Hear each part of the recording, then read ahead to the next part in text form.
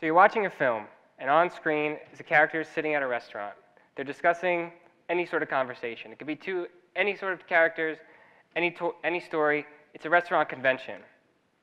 And the camera focuses on those characters for about 2 or 3 minutes. And then the camera slowly begins to move beneath the table. And it's revealed that there's a ticking time bomb about to explode. And the camera moves back up. And now you're back on the characters. And now with each and every word, you're moving closer and closer to the edge of your seat, probably screaming at the screen, hoping that the characters notice the bomb there and move to safety. Now, when I first was taught this example, I was learning about the great Alfred Hitchcock. And what this really is a micro lesson in cinematic technique, in creating suspense. And cinema is all about this precise calculation of showing you a specific set of images in order to convey something through the string of those images. And storytelling is about that as well. It's defined by a precise manipulation of information. And when you think about that, it's really this sort of window effect. And I've really been fascinated my entire life with windows. And I wasn't really quite sure why, and I kind of recently discovered it. It's because windows entice you. They present the beginning of a story. They present you with a certain amount of information that intrigues you to look a little further. And I always thought that film was the way in which I would express that love for windows. And I thought the cinematic frame was the greatest window in which storytelling could express its purpose. And then I was introduced to virtual reality. Oh, no, no, no, no, no, no, no, no.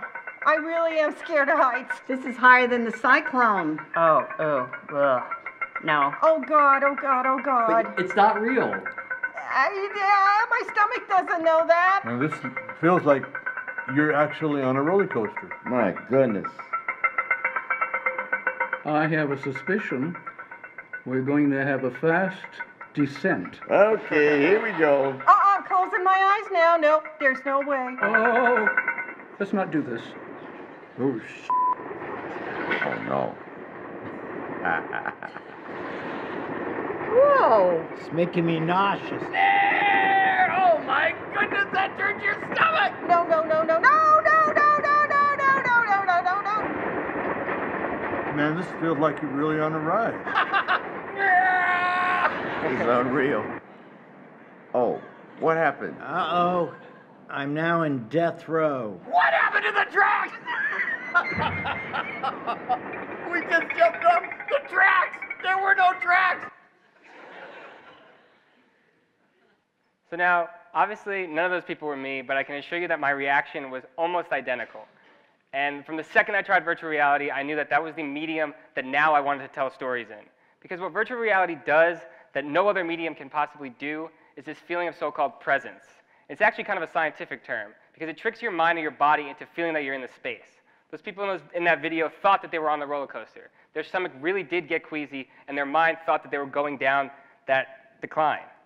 And that sort of feeling can't be conveyed in anything else. A 3D movie can only do it so far, a book not so much in my mind, and television certainly can't get that same sort of feeling. And when I discovered that, I wanted to tell everyone in film about this sort of new, exciting technology. And it's been expanding to what you can see above, which is the Sony Morpheus, a couple cardboard projects in mobile VR, and HTC's Project Vive. And with all this new technology, cinema really had to adapt. And the more I demoed it to people, I got a lot of the same reaction. Some people were very excited about it, some people got a little queasy and were unsure about whether the technology was really there. But overall, it was really a sort of embracing of this new medium. But what I realized was that the capabilities of VR disrupt the traditional narrative techniques.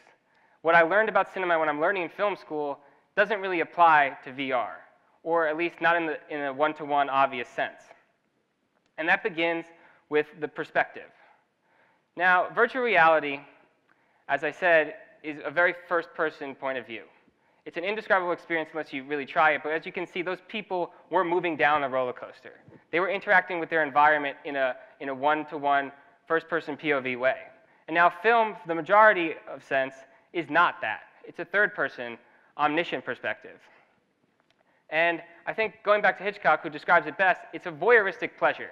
And that may seem a little strange, but the reason that we love cinema so much is that when we go into a film and watch something in the dark for 2 hours, we are absolving ourselves of our own intricacies and our own problems and being enveloped by those of another. But most importantly, all unbeknownst to them. See, we can watch people and they don't know that we're there. Now, it seems a little creepy, I know, but it's a very, very human sort of, it's picking on a very sort of human characteristic. And it's something that I think we must retain in moving into virtual reality. We must keep that separation. We must not allow the viewer to disrupt their environment, and we must allow them to be that fly on the wall. Because while cinema lets us be a voyeur, it doesn't put us in the space. Virtual reality can do that. And it's something that's impossible to create in actual life. So I think that's virtual reality's uniqueness, in that we can be in the space, but not necessarily disrupt it. So it's in keeping that separation. Now, the second issue is the so-called, what I like to call the look-away problem. Now, you can see in that clip that people were moving in all sorts of directions, and they didn't have a set focus. Now, you can't do that in film. You're giving a single frame, you're giving a single window. And like I said, directors are telling you a specific story within that window. So if you can allow the viewer to look wherever they'd like, how can you ensure that they are watching what you want them to see?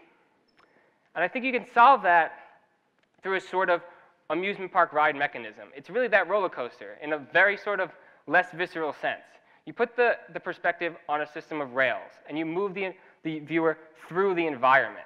Now, the director's value doesn't necessarily be completely diminished. He actually, I believe, becomes entirely more valuable.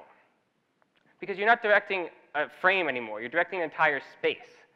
So you have to make sure that everything around the viewer is relating to the narrative at hand. You can't just put something in front of them because they may turn away and they may miss what you're trying to say. So everything must relate to that story. And the system of rails allows you to manipulate the environment in order to suit your needs. You can implement a sort of cinematic trickery. So let's say you're watching a scene and the director wants you to turn your head, but you're watching something in front of you. You can put an audio cue of, let's say, a dog barking or a gunshot going off, and you will immediately turn around to look at that. But you think, because it was a natural reaction, that it was caused by your inquisitive behavior. But of course, it's a trick, and something that's found in cinema often. And we could translate that into VR. Now, the other issue, and something that I've taught time and time again in film school, is that storytelling is most important about the actual story. It's not about the visceral, it's not about the aesthetic value, it's about the story. And I've been a huge proponent of constructing the story in a proper way. Because you can have a great idea, and there are tons of great ideas for VR, but if it's not constructed in the right way, it won't get the message across properly. And I think the way to do that is by rewriting today's theme, the traditional rulebook of film. And film is devised in a 3-act structure. You have the setup, the conflict, and the resolution. And while some modernist films may move away from that, you can still sort of see in broad strokes that there is a 3-act structure. But film is, in large part, a 90-minute experience that you watch from beginning to end. You never really disrupt the narrative experience. And now, I don't know about you, but I've tried virtual reality a lot, and I don't think that I could wear a headset for 90 minutes straight, at least not in the onset, because the viewing experience is much more intimate than cinema. Instead of watching a screen, the screen is attached to your face, and you literally feel like you're in the space. So I think that we have to grow comfortable to watching an experience in VR, especially for an extended period of time. So I think we have to reinvent the narrative structure in a sense, and instead of 3 acts, something that's more broad, maybe 6 or 7 acts, where not necessarily everything is defined completely, it's something a little bit more loose. So you can have the setup maybe lead into Act 4, or the conflict arise in Act 3. Nothing has to necessarily be defined by a framework. And I think this also solves another issue with VR, and that is the loss of cuts in translating from cinema. Cuts in VR don't necessarily work. They feel like some sort of impossible teleportation. Because if you move perspectives so suddenly, you're losing that feeling of presence, because you don't feel like you're in the space anymore. You can't do that in real life.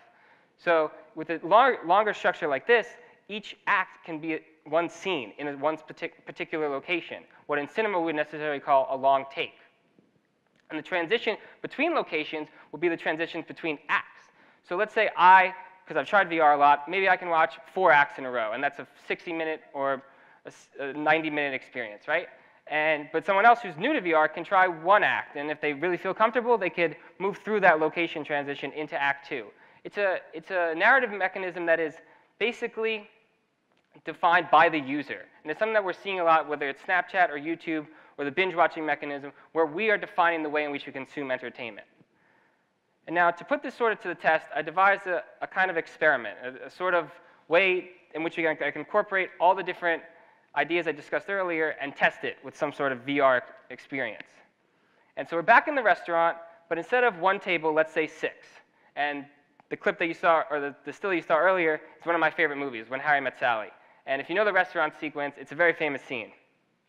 So let's say Harry and Sally are at one table, and then you have a bunch of random characters at the other 5. And you start at perspective A. And then you move to B, and then you move to C. And the scene ends with you at C. And now, with this experience, which is different from film, you are getting 3 different stories. You're getting 3 different experiences. 3 experiences that shape the way you interpret the ending, and 3 experiences that diversify the way in which you experience the story. But with this example is that you don't have to necessarily start at A. You don't have to necessarily start with Harry and Sally. Someone else can try the experience and start at D, and then move to E and F. And now you're getting a completely different experience, and you're getting a completely different set of characters and an entirely new way of thinking. What it does is it creates a multi-layer narrative that leads to a greater exchange of individual viewing perspectives, which I think enhances a lot of what storytelling is basically for. Now, the primary focus of storytelling has never been just solely entertainment, and I think we're kind of losing that in film today. The primary focus of storytelling has always been human connection. And with VR and a movement to VR, I believe that storytelling can finally fulfill that purpose in a much grander way. Thank you.